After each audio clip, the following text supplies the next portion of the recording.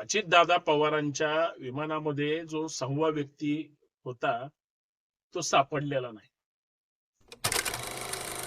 तुम्ही आश्चर्यचकित झाला नाही तो माणूस कुठे गेला? तो माणूस 100% आहे असं म्हणतात. तो जिवंत आहे असं म्हटलं जातं की दादा परत येणार आहेत. अशी ही कुजबूज आहे.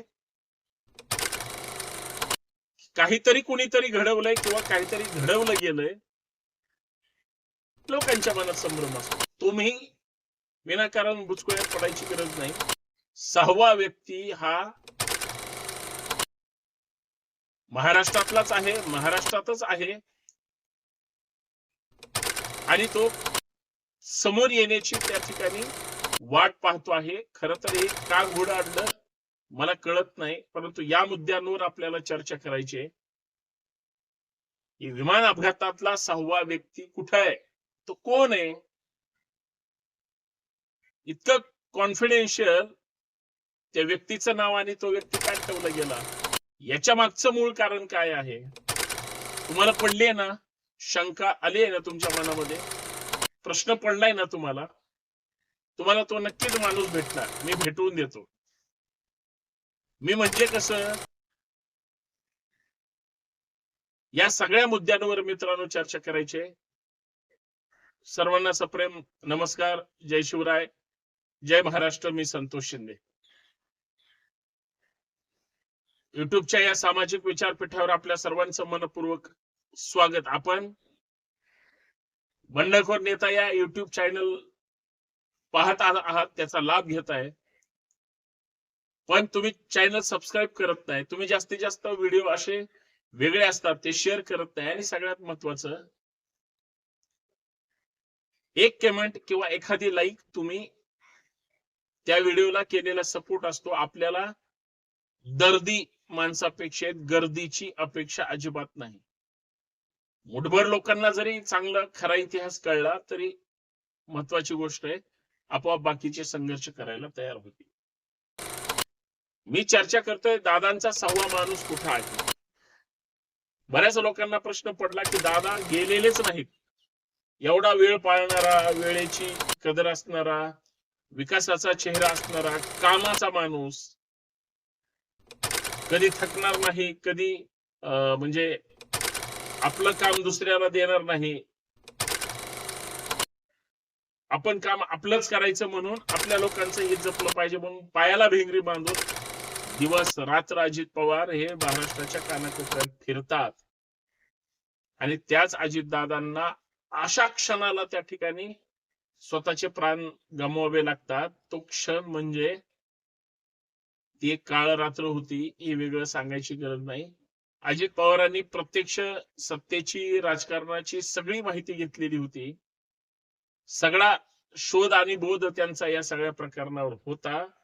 अजितदादांनी मृत्यू सुद्धा स्वतःच्या डोळ्यांनी पाहून त्या ठिकाणी त्या अपघातामध्ये निधन झालंय अशी चर्चा करतात. आणि बरेच जण म्हणतात की दादा परत येणार आहेत. आणि या सगळ्या मुद्द्यांवर चर्चा करायची. मग तो 6वा माणूस दादाच आहेत का? 6वा माणूस काल्पनिक आहे का? 6व्या माणसाला काय नाव, गाव, ओळख किंवा काही नाही का? हे कोणाच्या जीवावर हे सगळी मंडळी एकत्र होती? इतका लेचापिचा कार्यक्रम एखादा कोणी बाहेरचाच व्यक्ती त्याच्यात घुसला होता का, नंतर गायब झाला? असंख्य असंख्य असंख्य प्रश्न पडलेले आहेत. त्याला उत्तर एकच आहे की प्रशासनाचा गलथान कारभार. ज्या वेळेस अजितदादांना अपघात होणार होता किंवा अपघात सदृश्य परिस्थिती होती, त्यावेळेस त्यांनी संबंधित व्यक्तीला इंटिमेशन द्यायला सांगितलं असेल, हतबल असतील. 6वा व्यक्तीच काय, कुठल्याही व्यक्तीने असा व्यक्ती आहे तो सुरक्षित असला पाहिजे, एक नाही त्यांचा संपूर्ण स्टाफ, इतकं विजन ठेवलेलं असताना सुद्धा कुटुंबातली लोक किंवा त्यांचा मुलगा जय किंवा पार्थ, ही सगळी मंडळी या सगळ्या प्रकरणामध्ये गप्प बसली, अजूनही बसलेली आहे. त्यांच्या फक्त स्मृतीला उजाळा देण्याचं काम करतात. आणि हे जर वास्तव असेल तर हे कुठंतरी काहीतरी चुकतंय. कुठला तरी प्रवास चुकीच्या पद्धतीनं झालाय, होतोय किंवा तसा झाला नाही पाहिजे, इतकं साधं सरळ मत बऱ्यापैकी होतं. मग आता तो 6वा माणूस कोण आहे याची ज्यावेळेस मी चर्चा आणि पडताळणी करण्याचा प्रयत्न केला, तो म्हणजे 6वा माणूस अर्थात तो हा लोकशाहीचा तिसरा डोळा आहे असं म्हणलं तरी हरकत नाही. प्रत्यक्षदर्शी लोकांनी घाबरून का असेना एवढ्या मोठ्या नेत्याबद्दल आपण बोलतोय, पण कोणतरी माणूस म्हणजे आपत्कालीन परिस्थिती असल्यानंतर बाहेर उभारून किंवा त्या पद्धतीनं मदतीची अपेक्षा करतं, तसा माणूस कोणतरी होता, पण हेच व्यक्ती होता हे ठामपणे कुणीही सांगू शकत नाही. मला या ठिकाणी एवढंच म्हणायचं आहे आणि जे कदाचित तुम्हाला सुद्धा पटेल, 6वा माणूस म्हणजे आज एअरपोर्टवरचा सीसीटीव्ही आलेला नाही, तिथे किती माणसं त्यांच्या सोबत आहेत आणि किती माणसं वापस गेले याचं फुटेज असलं पाहिजे. राज्याच्या पोलीस यंत्रणेनं ते जाहीर केलेलं नाही आणि मीडियावाले त्याला पाठपुरावा करतायत, मागतायत आणि ते मिळालं पाहिजे इथपर्यंत चर्चा करतात. दुसरा मुद्दा आहे की बरीच अशी मंडळी आहे जी तीन आहेत, सामाजिक असतील, राजकीय असतील किंवा इतर वैयक्तिक गोष्टी असतील. ज्यावेळेस तुम्ही एखाद्या म्हणजे ठिकाणी जाता त्यावेळेस आपण कुणाला तरी सांगून जात असतो, कळवत असतो किंवा आपण गृहीत धरतो की आपल्यालाच माहित असलं पाहिजे, बाकी कोणाला विचारायची गरज नाही. तिथं अडचणीच्या काळात तुम्ही कुणालाही सांगून गेलेले नसतात, तुम्हाला मदत करणारा सुद्धा कोणीच नसतो. ही जर माहिती तुम्हाला ज्यावेळेस कानी पडत असेल, कृपया थोडं दक्ष राहून काम करणं फार गरजेचं आहे. आणि हे होत नाही म्हणून असे चुकीचे अपघात होत आहेत, चुकीच्या घटना घडत आहेत. याला जबाबदार कोण हा मला पडलेला प्रश्न आहे. माझा अजून एक महत्वाचा मुद्दा आहे, 6व्या व्यक्तीबद्दल ज्यावेळेस चर्चा केली जाते, सीसीटीव्हीच अजून एअरपोर्टवरचे किंवा लँडिंगचे किंवा एअरपोर्ट व्हिजिटचे हे महाराष्ट्रासमोर आलेले नाही. लोकांना प्रत्येक इत्थंभूत या सगळ्या प्रकरणाची माहिती सुद्धा कळाली पाहिजे, ती शुद्ध पद्धतीने दिली जात नाही आणि प्रत्येक गोष्टीत संशय निर्माण करणारी सरकारची यंत्रणा या सगळ्या गोष्टी चुकीच्या पद्धतीने त्या ठिकाणी म्हणजे प्रेझेंट करते. त्याच्यामुळे बराच वाद आणि संशय निर्माण होण्याची शक्यता आहे. तो 6वा व्यक्ती कधी संजय राऊतांच्या रूपात कधी दिसतो, कधी देवाभाऊंच्या रूपात दिसतो, कधी विरोधकांना म्हणजे टीका त्यांच्यावर होत असताना बाकीचे लोक गप्प बसतात किंवा काडूपणा करतात. या सगळ्या गोष्टी सुद्धा समजून घेतल्या पाहिजेत. आणि सगळ्यात महत्वाचं, 6वा व्यक्ती म्हणजे तो प्रत्यक्ष बसलाच पाहिजे किंवा बसला होता असं कोणीही सांगत नाही.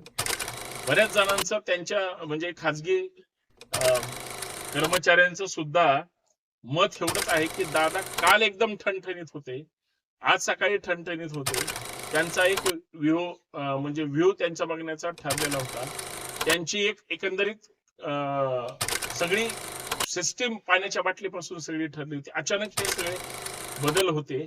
असं असताना सुद्धा दादा त्या दुर्घटनेत जातात. म्हणजे एक उदाहरण सांगतो, शिवाजी द बॉस नावाचा चित्रपट आहे आणि एका व्यक्तीचा मृत्यू झाल्यानंतर तो तिथं जातो आणि तो काय चिप वगैरे लावतो, एकमेकांना कनेक्ट करतो, दोघंही उथळ माथ्याने नाचायला लागतात वगैरे वगैरे सगळ्या गोष्टी. या सगळ्या प्रकरणामध्ये एक गोष्ट लक्षात घेतली की आक्षेप घेणारे स्वतःची पोळी भाजून तिथं दुकान चालवण्याचं काम करतायत, जे म्हणजे रोखठोक भूमिका मांडतात, त्यांच्या भूमिका हे त्यांच्यापर्यंत पोहोचतात पण त्या दाखवल्या जात नाहीत. याच्यापेक्षा दुसरं दुर्दैव ते काय. आणि शेवटचा महत्वाचा मुद्दा, वाहतूक समस्याबद्दल महाराष्ट्रात जसं वेगवेगळे कॅम्पेन केले जातात तसं एकंदरीत ट्रॅफिक आणि त्या सगळ्या ह्याच्यामध्ये ज्यावेळेस आपण चर्चा करतो, ज्यावेळेस भूमिका घ्यायची वेळ येते, त्यावेळेस प्रत्येक दुर्घटनेत छोट्या मोठ्या गोष्टी म्हणजे ट्रॅफिक मध्ये अपघात झाला आपण चर्चा करतो, आपण एखाद्या हुंडाबळीच्या प्रकरणामध्ये आपण चर्चा करतो. मग या प्रकरणामध्ये अपघाताची घातपाताची चर्चा का होत नाही, कुटुंबाकडून का ती केली जात नाही. आणि मग तो 6वा व्यक्ती जगासमोर येऊन तो का खरी माहिती देत नाही, तर तो 6वा माणूस म्हणजे आज मीडिया समोर येणारी ती सगळी माणसं आहेत जी माणसं प्रश्न विचारतात, आवाज उठवतात, चौकशी करा, या गोष्टीचा तपास झाला पाहिजे असं म्हणतात, परंतु तो तपास केला जात नाही आणि फक्त वेळ काढूपणा केला जातो. हे मला या माध्यमातून मांडायचंय आणि तो 6वा माणूस कदाचित तो असावा असं माझं मत आहे. म्हणून लोक आशेने या सगळ्या गोष्टीकडे बघतात, पण त्याच्यावर उत्तर दिलं जात नाही, हे वास्तव आहे. धन्यवाद.